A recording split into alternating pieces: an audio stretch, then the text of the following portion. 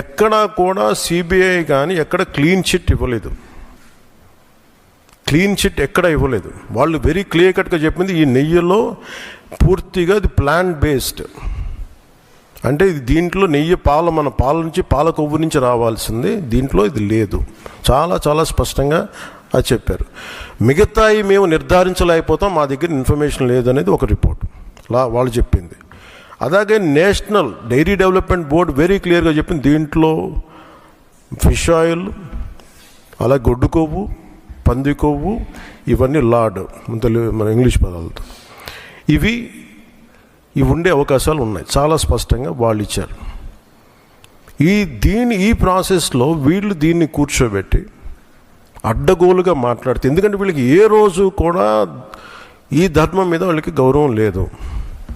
పైగా ఈ దొరికిన వాళ్ళు ఛార్జ్ షీట్లు మీకు చూస్తే, మనకి తెలిసిన పేర్లన్నీ చూస్తే ఇందులో ఎక్కడ మతానికి సంబంధం లేదు. ఇది భోలేనాథ్ బాబా కానీ మిగతా ఏ డైరీ మీరు చూసినా కానీ వీళ్ళు ప్రిడామినెంట్లీ దర్ ఆల్ హిందూస్.